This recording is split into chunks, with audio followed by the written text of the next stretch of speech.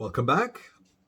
Today's video is the fourth installment on fatal errors that sales professionals make that kill follow-up dead in its tracks.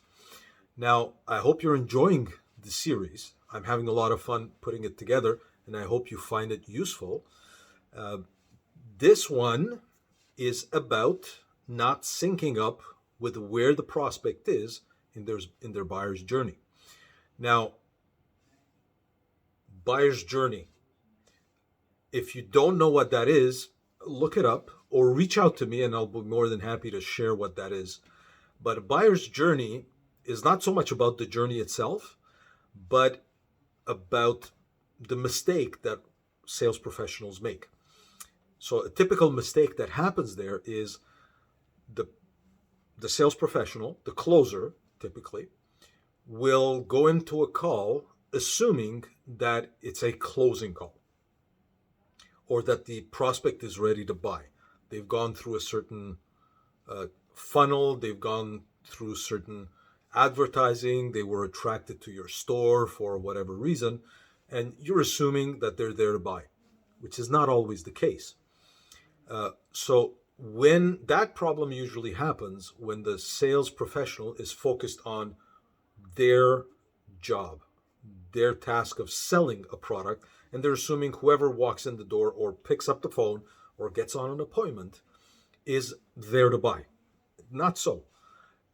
A better approach, because if you do it that way and the prospect is not ready to buy, you have just proven to your prospective client that you're not listening to them, you're not in tune, you're not attentive to their needs, and they just disconnect. You just lost the sale.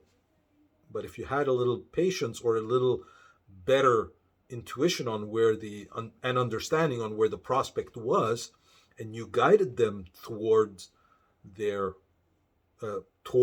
final decision and through their buyer journey, you would have gained a loyal client.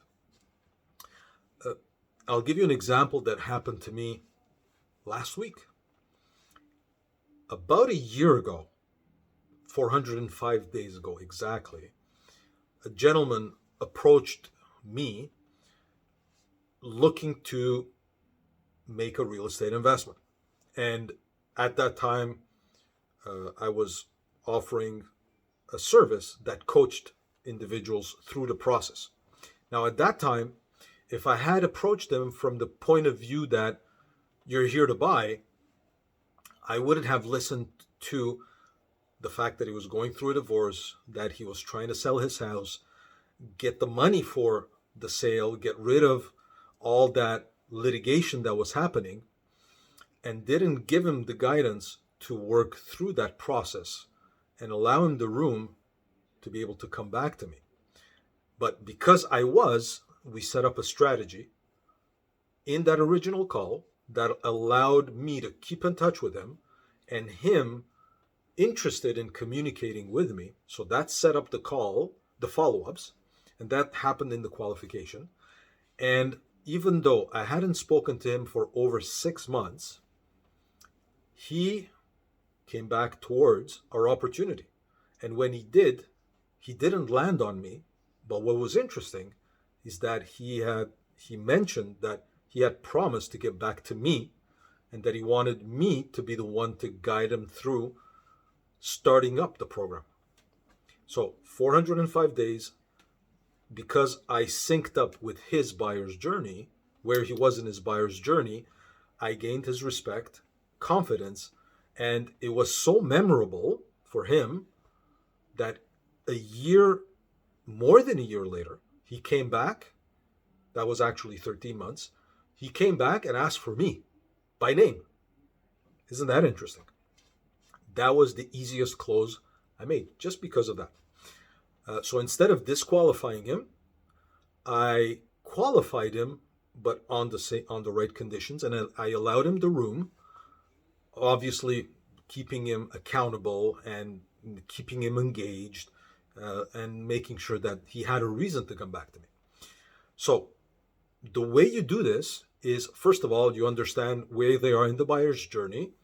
You tune in to their radio station where they're at right now, and then you guide them towards where they need to be so that they can make their project a reality. So that's how you overcome fatal error number 4. And that is not connecting with where the prospect is in their buyer's journey. If you have any comments, questions, or if you don't agree with this, put it in the comments. Join the conversation. And if you would like some help on this, please reach out to me and I'll be more than happy to work on that with you. Stay tuned. Fatal error number 5 is coming up shortly.